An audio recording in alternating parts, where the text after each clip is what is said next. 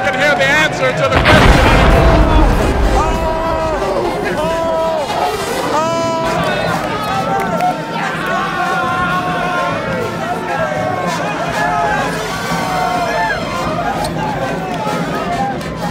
Hey guys, welcome to the Fast Break. I'm Tolly Carr. March Madness is here. We have two teams on the men's side in the big dance. North Carolina Central, they're going to take on North Dakota State. Now this game is going to be in the first to fourth that they play in Dayton, Ohio, and the winner gets Duke. How cool would that be? The Eagles taking on their crosstown neighbors, the Blue Devils. They know each other very well. Lavelle Moten has some interesting comments about the possibility, let's not overlook North Dakota State, of playing Duke. We'll hear from Coach Moten in just a second. And we can't forget about Prairie View A&M, winners of the SWAC. They will take on Fairleigh Dickinson in the first four. The winner of that game gets Gonzaga as well. Before we get to Coach Moten, let's go to the truth corner for just a second, if you would. NCAA, really? The HBCU Invitational, is that what we're doing in Dayton every year? Just send the HBCUs there. No, conference champions can't just get a regular old 16 seed, a 15 maybe? Too soon? Okay, just checking. Back to our regularly scheduled programming. Our Stephen J. Gaither was in Durham on Sunday. He caught up with the Eagles when they found out their fate for the NCAA tournament. What's going on, everybody? It's SJG, HBCU Gameday here in Durham, North Carolina. You can see right behind me, it's the latest men's MEAC tournament championship. And just like the last two, it's here in Durham. North Carolina Central just found out who they're going to play in the NCAA tournament and who they could play if they win. Duke will play the winner of the first four games.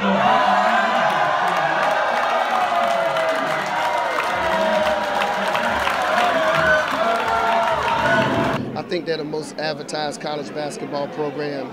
I've never seen a program that advertised this much in history. Like, Zion is leading off SportsCenter, and deservedly so. Like, he's a freak of nature.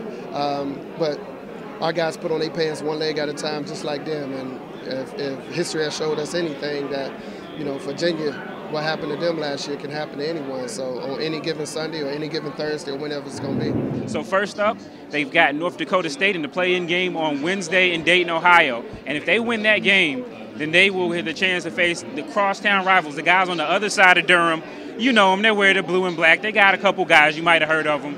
But look, right now the Eagles are focused on getting win number one so that they can see about playing the guys across the street. See, here it's about legacy. You have to uphold the tradition. It's about the ones that come before you. So you have to honor those and respect those people in the right manner. So I mean, we can't go out there and, you know, play around or not live up to the honor or the legacy of this school. So we got to go out there and compete and just play hard and just do everything we need to do to try to put ourselves in the best situation at the end of the game. It helps us just from the fact that we've been there, so we know what the environment is like. We know what the atmosphere we're going into. We know what it takes, but we just have to stay locked in. And man, it's not really about the environment. It's always about us. So as long as we do what we need to do and handle what we need to handle, I feel like we can compete with anyone in the world. Those are my brothers right there. I mean, it's going to mean a lot. First time getting it done, just like this three-peat. But I know there's like many more W's for us to come, so we looking forward towards the challenge and we ready to get it done. But I don't take them like no lighter than I would take Duke, you know. So we're just going to go out there, listen to Coach, listen to the game plan he has for us, and we're going to go out and execute. It's the great thing about this year, because you never know who you're going against. Like, we're a 16 seed, we got the potential to match up with within a historical game with us and Duke. So I think we're just looking forward to getting past North Dakota first, and then we'll get there. Yeah, because you witness it firsthand, but when you're in that moment, you have to execute that game plan yourself. And it'll be great for the city of Durham. I know when Coach K came and spoke, one thing he said is, I hope you guys make it to the tournament, and I hope we're able to see each other in the Final Four. It'd be more like the first four, but you know, hopefully we can see each other. But again, first order of business is North Dakota State. Everyone has to play well together. This tournament, especially for guys like us, one person can't play well, two people can't play well. We have to play well collectively. And as a group, we haven't done that this year. That game is someone, and the next day is someone else. Collectively, we must play well to get our first NCAA win. So how did we get here? The Eagles went into Norfolk not as the favorites to win the MEAC for the third time in a row, but they got it done, and we had a historic weekend on the women's side as well. Let's check in with Wally Pitt and Stephen J. Gaither again. They give us the total recap from the MEAC in Norfolk. All right, we appreciate you, Tolly. We can't wait to see how it goes down in the SWAC. But in the meantime, Wally Pitt, SJG, Norfolk, VA. Go ahead, shout out that area code. 757. You already know we're here at the MEAC tournament. The scope behind us looking like a spaceship. What a week it has been. We're going to get right into it. NCCU. Y'all see I packed my maroon velvet for a reason. Eagle Pride on display. Let's get into the highlights because the celebrations were epic down there on the court, and they're going dancing. Hey, this is what we do. NCCU, come on, yo. Yeah.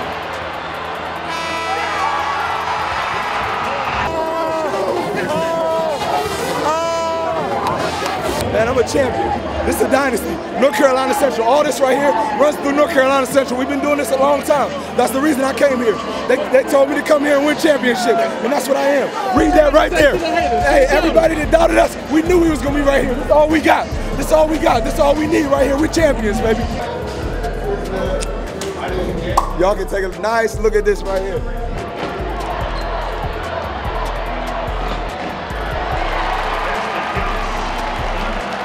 Great feeling. We're blessed to be able to do this thing for the third time, for the third year in a row. Kind of at a loss of words right now. I just want to thank all my bros that went to war with me.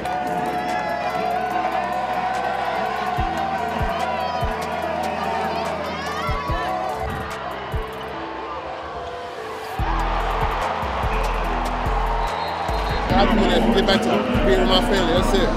My boy right here. We won the championship. Man, everything, this is what it's for.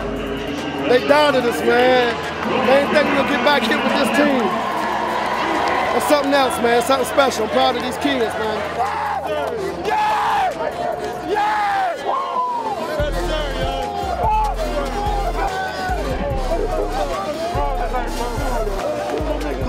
Winners win, man. I don't know how else to explain it. Winners win.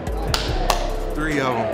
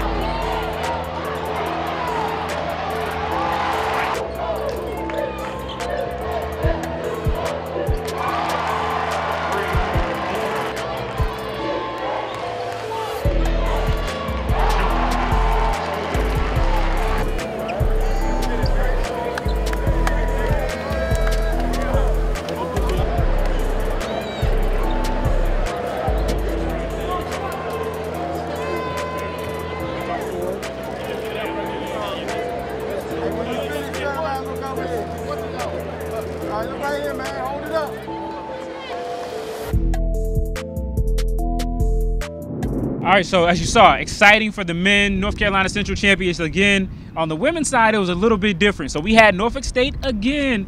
You know, they had that heartbreaking loss. They're thinking they're going to get back out there, and the Spartanettes, the Lady Spartans, whatever you want to call them, they're looking for some championship gold to behold. But at the end of the day, it was the gold of Bethune-Cookman University, who came up with the big win, a big win for this program, who they have had the trials and tribulations. They've been a team that could win in the regular season, and in the tournament, you know, if something happens, something goes wrong, and they've had to watch other people cut down the nets. And so, man, they turned the F up when it came time for those, when it was time to celebrate. I mean, they were out there for a good while, you know, just enjoying it, and deservedly so. And I'm going to steal his line one more time because I love it so much. Let's check out the champs of the MEAC ladies. It feels great, man!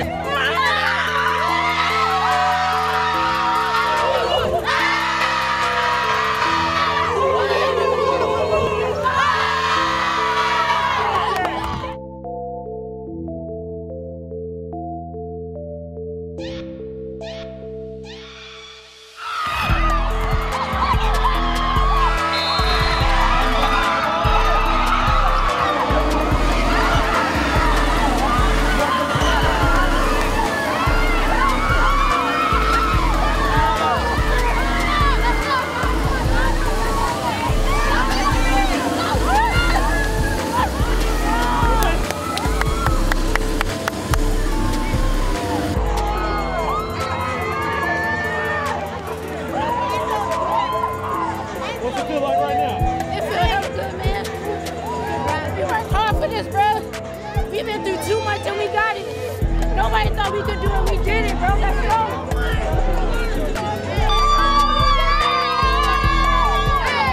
We got one, y'all.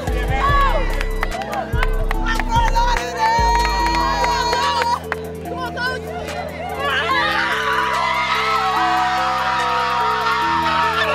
HBCU it's great. HBCU it's great.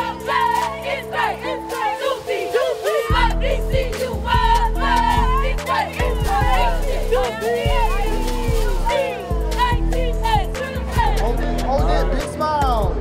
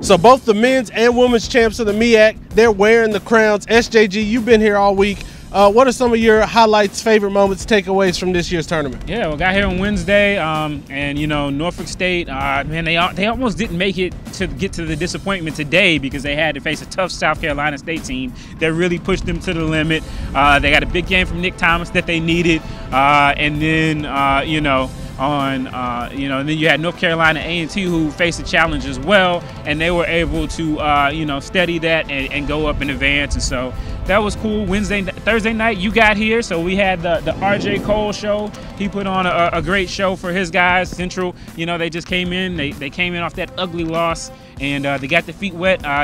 Calling Delaware State, they kind of been at the bottom of the MEAC for a reason, and I think that was probably a great confidence game for Central a week after that ugly A&T loss.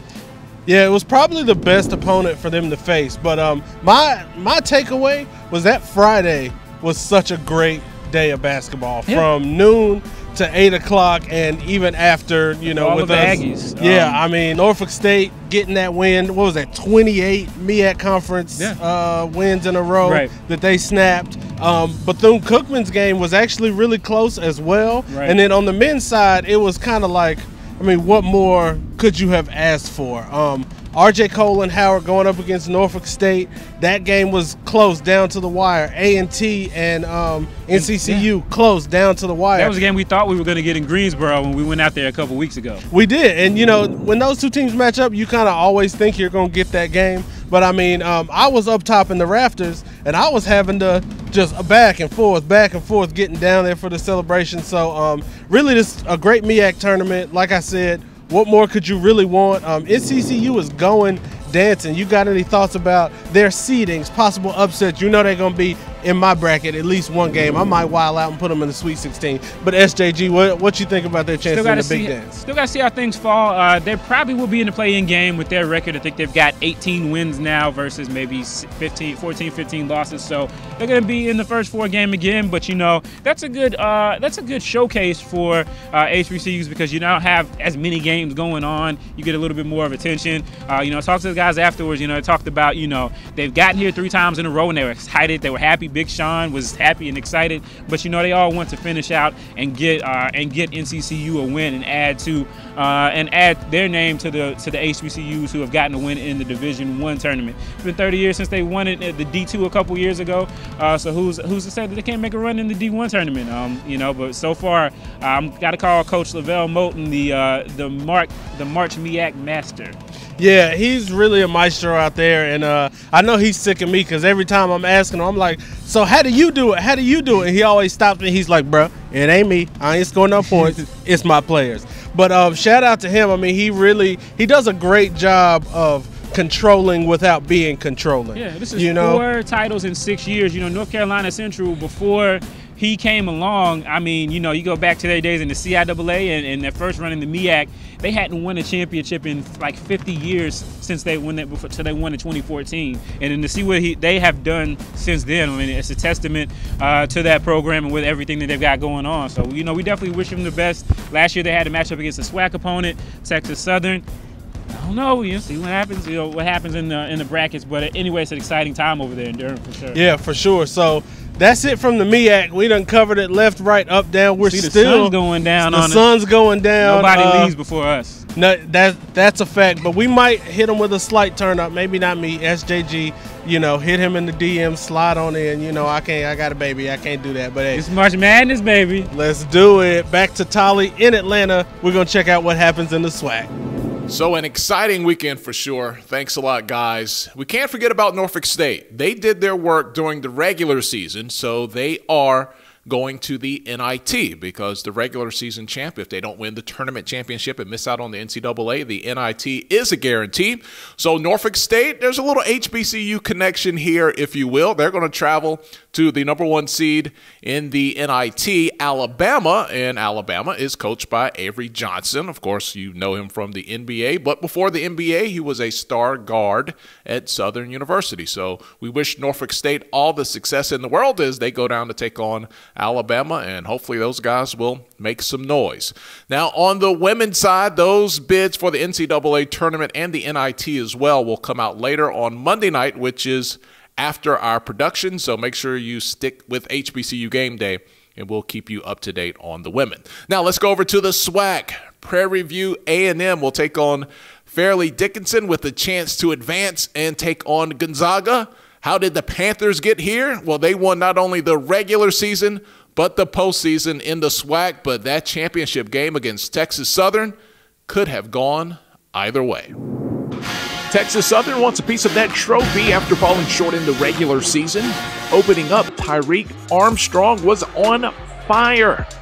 To the bucket, from deep, you name it, he drained it. Texas Southern up 13 early, but here comes Tayshawn Johnson. He was 4 of 5 from the field.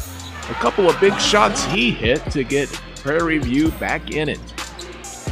Defense always helps. A forced turnover, and Gary Blackston comes up with 2 points and a foul here.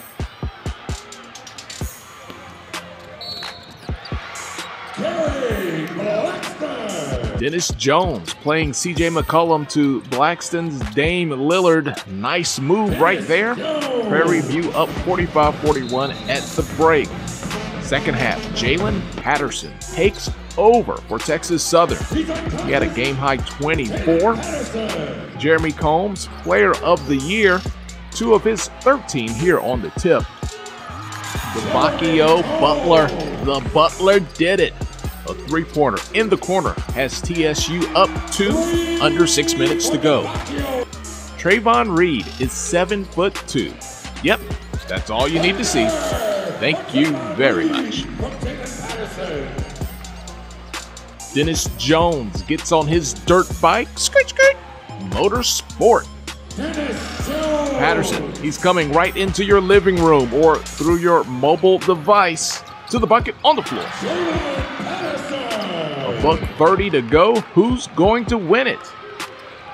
Tigers find themselves down 2. They draw up a pretty play on the chalkboard. But execution, different story. Free throws would seal the deal for Prairie View down the stretch. The Panthers sweep the SWAC regular season and tournament. They are headed to the NCAA Big Dance. I'm going in to win, but I just want to experience the feeling. You know, I have a lot of friends that experience that feeling, so I just want to have the same feeling as well.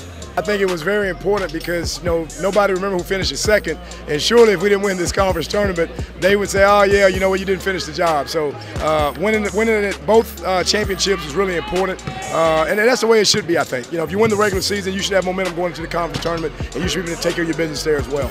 That means it's arguably debatable we're the best team that came through the SWAC. 17-1 record, won the regular season, and finished off with a tournament championship. Good year. And I got the net.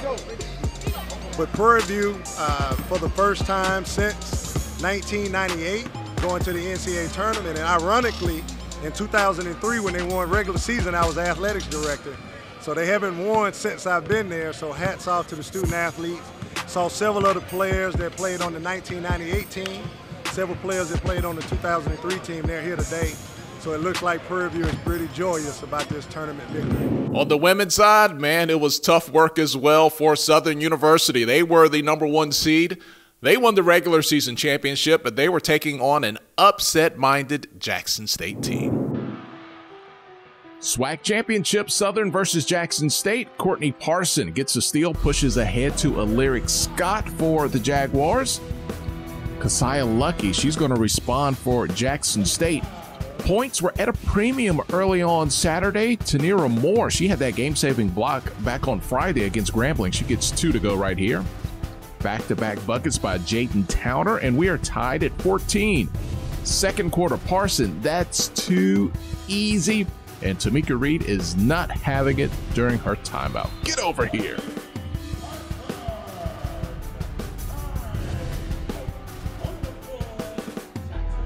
First of all, giving honor to God because he's answering prayers at the SWAC.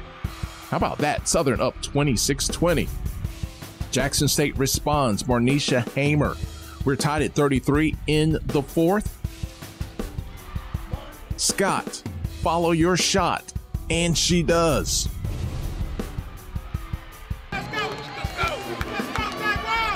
Pretty spin move here, but check the defense because Pretty hurts. This shot was Providence. It just felt like it was meant to be at this point. Parson on a wing and a prayer. Southern up by 4.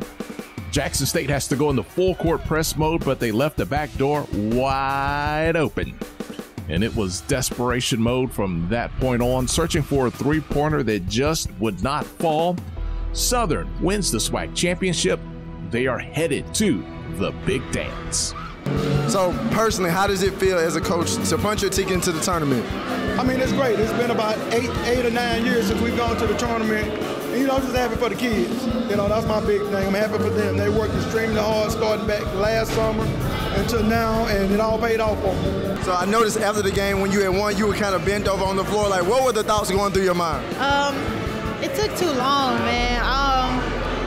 Me, Shorty, Skylo Bear, Rashanti, we've been here 3 times in a row, like 3 times in the last 4 years, and it took us so long to get to it took us so long to win this. So I was just excited for my girls and excited that we had finally overcame all the adversity that it took.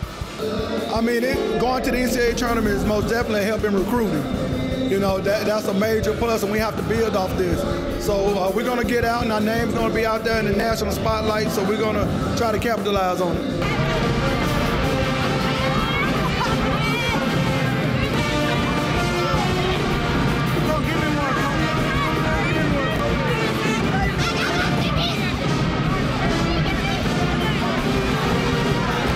So So again, congratulations to all the ladies. We'll have that bid information at HBCUGameday.com. On the men's side, we have some teams that accepted bids into the College Insiders tournament as well. A lot of people were looking for Texas Southern in the NIT. The Truth Cam speaks. Really? Texas Southern can't do NIT? Okay, just checking. We have all that information for you at HBCUGameday.com. Before we go, we'd like to acknowledge all of our Division II teams. Over the weekend, we had 5 teams competing for a national championship. But they all fell short. But congratulations on a great season. The Virginia Union women won in the first round, lost in the second round. Same thing for the Virginia State men. They lost in the second round. Bowie State women, the Lane women, and the Miles men, champions of the SIAC, all lost in the first round, but nothing to hold your head down about. All of you guys had a great season. We'll leave you on this Monday with the sounds from the stands. I was in Birmingham, and man, let me tell you, I got a chance to see the pep band from Southern, from Jackson State. Some of the best bands come out of the SWAC, and we just got a little taste with those pep bands. We'll leave you with those great sounds as we say thank you, as always, to our supporters, and thank you for watching the Fast Break here on HBCU Game Day.